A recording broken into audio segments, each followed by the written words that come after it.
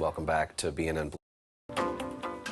Welcome back to BNN Bloomberg. Many businesses are continuing to pivot as COVID-19 uncertainty disrupts everything from consumer demand to supply availability. Our next guest runs a photocopier company that says while the paperless office didn't hurt them, the work from home shift did.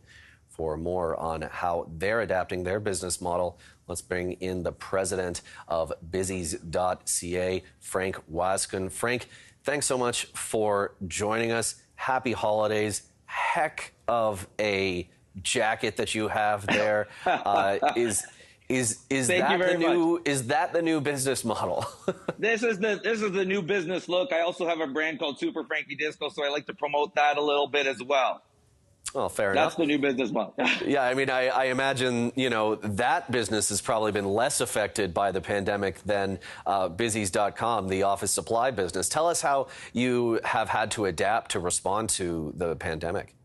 So let me tell you, we're in the office equipment business, and we have been selling office equipment for the last 20 years. So we've been selling Canon, Konica Minolta products to North America clients, and the shift was already happening. People were going paperless even before the pandemic. So we were already shifting our customers from a paper-based, customers to a more digital style.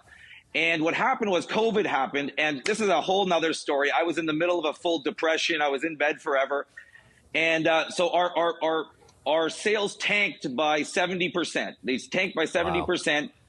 And my wife called me, and she said, she works for a few companies. She said there's this program that subsidizes your wages if they're down by this much. And I thought, oh, my God, this is a big help. So I called our accountant, and the federal government came along and gave us, a subsidy for about 10 months. And we were able to, keep everybody employed. All the execs took their pay down quite a bit. To about a quarter of what they were getting paid before. And we were able to, just keep chugging along. So we got a lot of help from the Canadian government. And now that a lot of that help is gone, are you finding you're still able to find your feet?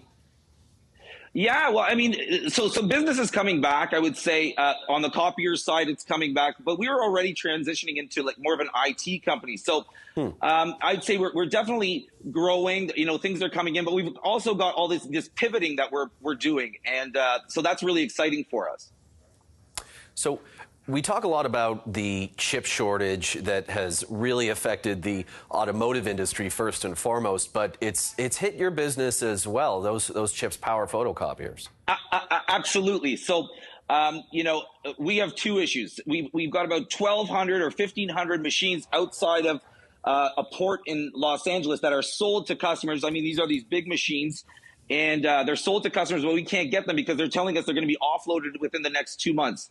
Number two is this chip shortage, which is more of a global, issue. So Texas Instruments, of course, is one of the ones that has these little chips, which really are about $10 or even cheaper, but they power everything. So we're getting the bottom of the barrel. I was on a call with one of the CEOs with one of the big automakers, and they were telling me, Frank, we take this chip from a Rolls Royce and we put it into, a Chevy or whatever. They're moving the Chevys into the Blazer as they sell them because they're getting, a priority over the copier guys with these chips. So we're stuck again. So, but they're telling us we should come out of this, mid 2022.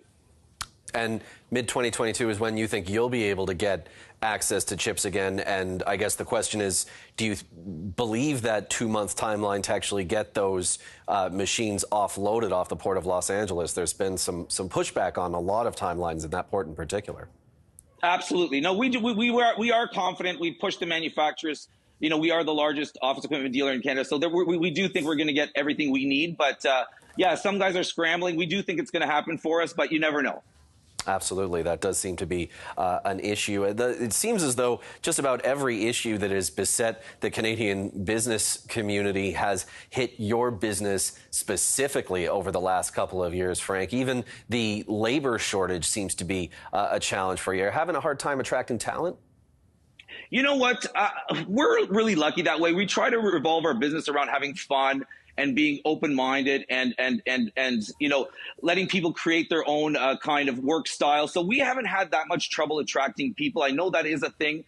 within many organizations, but we have a different style. So, anybody that comes in is really excited to work with us. And, we really are pivoting. We've added, through this pivot, we've added, Asteroid Digital, which is an SEO company that does quite a bit of SEO. I've gone back to my roots, which is commercial real estate. So we're saying we can take your office and we can take that, that lease, which is, 5 years, or take a building and buy it for you. As well, we've got some multinational companies from the States that are saying to us, hey, Frank, can you look after my lease? Can you look after, the office equipment and, even our cybersecurity? So we're becoming more of an all-in-one shop, and our customers, throughout North America are liking that.